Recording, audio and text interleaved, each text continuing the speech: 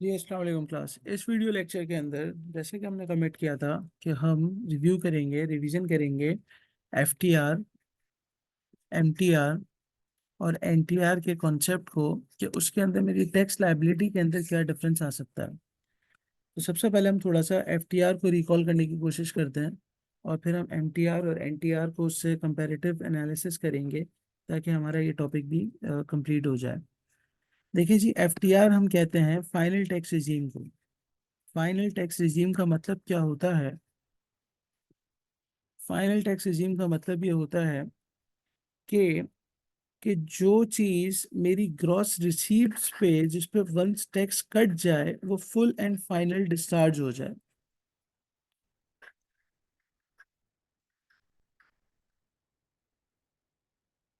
Full and final discharge of tax liability.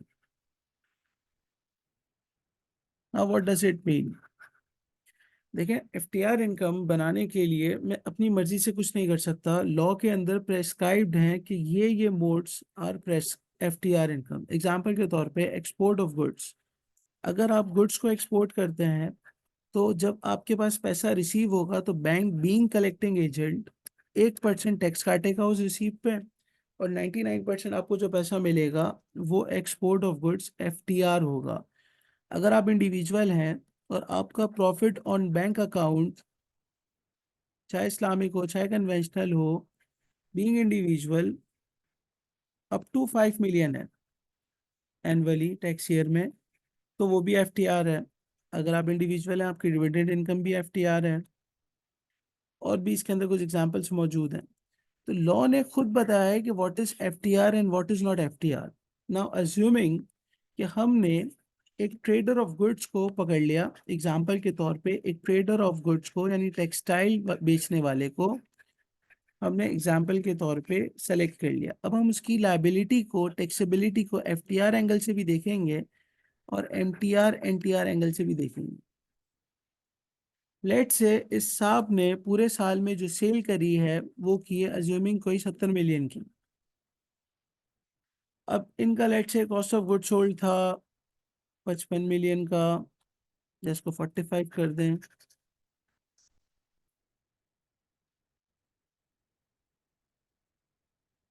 इनके other expenses भी थे, अज्यूमिंग एडमिसिबल इनएडमिसिबल की सारी एडजस्टमेंट्स वो ले चुके हैं 7 मिलियन की।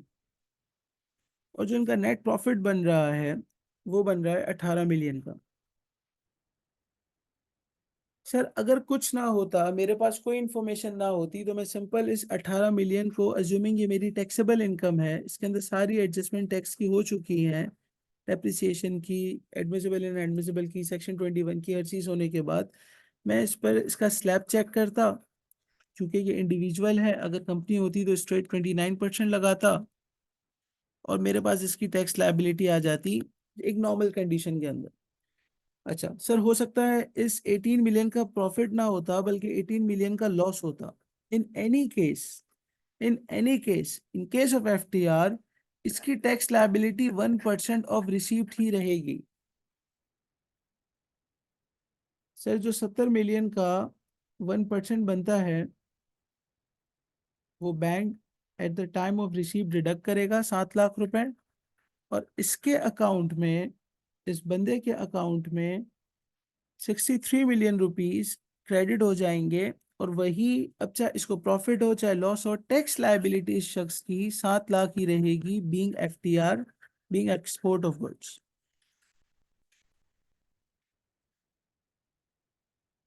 अब अज्यूमिंग यही साहब कुछ लोकल ट्रेडिंग भी करते हैं और उससे भी उनकी जो सेल्स आ रही है वो आ रही है 7 मिलियन रुपीस, 70 मिलियन रुपीस, और उनका यही पीएनएल बन रहा है। 45 मिलियन की कॉस्ट ऑफ सेल्स है, अदर एक्सपेंसेस हैं इनके 7 मिलियन के, और इनकी जो टैक्सेबल इनकम है अज्यूमिंग सब एडजस्टमेंट्स वो ले चुके हैं विच इज 18 मिलियन। अब मैंने क्या करना है? सर मैंने ये चेक करना है कि इस 18 मिलियन पे इसकी नॉर्मल स्लैब की बेसिस पे टैक्स लायबिलिटी कितनी बनती है। तो सर 18 मिलियन पे जिसकी जो नॉर्मल स्लैब की बेसिस पे लायबिलिटी बनेगी, मैं टेबल 1 जब चेक करूंगा तो सर वो बन जाएगी ₹4 मिलियन पे, जो कम से कम है वो है 7,65,000, और एक्सीडिंग 4 मिलियन पे विच इज 18 - 4, जो इसका स्लैब का रेट है मैक्सिमम 35%, तो सर 14 मिलियन पे 35% के हिसाब से जो इसका आंसर निकलेगा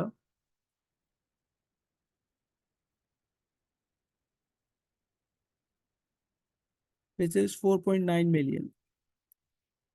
तो सर इसकी टोटल जो लायबिलिटी बन रही है लोकल सेल्स के ऊपर, वो बन रही है 5665।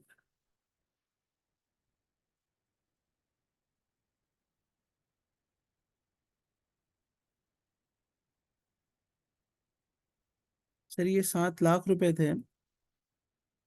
FTR पे 70 मिलियन पे 7 लाख रुपए, और NTR पे नॉर्मल टैक्स रिजीम के अंदर 5.6 मिलियन की टैक्स लायबिलिटी। आप डिफरेंस चेक कर सकते हैं सिर्फ FTR और NTR के अंदर। यहाँ पर इसको जो नेट पैसा रिसीव हो रहा था वो हो रहा था 69.3 मिलियन, और इसकी टैक्स लायबिलिटी खत्म। अब जो भी उसके एक्सपेंसेस हैं, लेकिन इसमें एक कैच किया था, चाहे ये प्रॉफिट में हो चाहे ये लॉस में हो, इसकी टैक्स लायबिलिटी 7 लाख रहनी ही थी। सर नॉर्मल टैक्स रिजीम के अंदर टेबल के हिसाब से इसकी टैक्स लायबिलिटी बनती है 5665। अब यहाँ पर हमने एक और चीज चेक करनी होती है, ये हो गई NTR, ये हो गई FTR। लेकिन एक और चीज हमें ये चेक करनी होती है in case of local supplies, कि जहां पर अगर आप सप्लाई करते हैं और आपको पेमेंट करने वाला विथहोल्डिंग एजेंट मौजूद है, तो यकीनन इंडिविजुअल की export of local supply of goods पे जो विथहोल्डिंग करता है, यानी जो उसको पेमेंट करता है इनकम टैक्स की, वो 5.5% डिडक्ट करके करता, अगर वो एक्टिव टैक्स पेयर है, और नॉन एक्टिव है तो 11% करता। सर ये जो 5.5% विथ होल्ड हो क्या है, अज्यूमिंग इसके सारे कस्टमर्स विथ होल्डिंग एजेंट हैं, तो इसके पास 3850 का टैक्स कट क्या है, यानी इसकी विथ होल्डिंग ऑलरेडी हो चुकी है on supply of goods.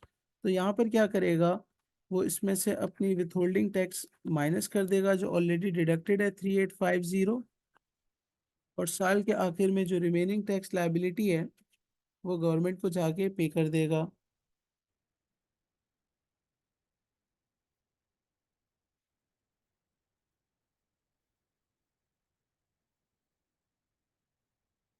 Which is 18,15,000। लेकिन अगर लेकिन अगर इसकी ये टैक्सेबल इनकम अज्यूमिंग होती 9 मिलियन, अब इसका टैक्स कितना बनता? सर 765 ही बनता 4 मिलियन पे, और जो रिमेनिंग 5 मिलियन पे 35% वो लगाता, वो बनता 17,50,000 रुपए।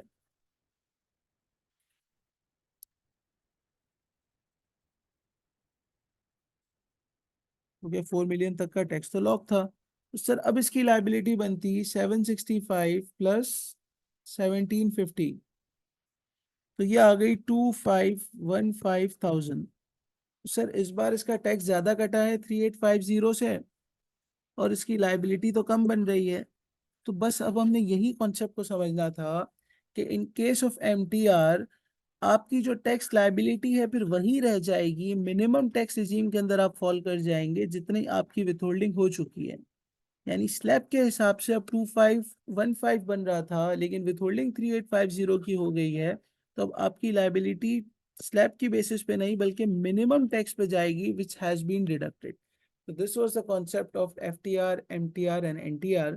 इस वीडियो को हम यहीं तक रखते हैं। अपना बहुत ख्याल रखिएगा। Thank you.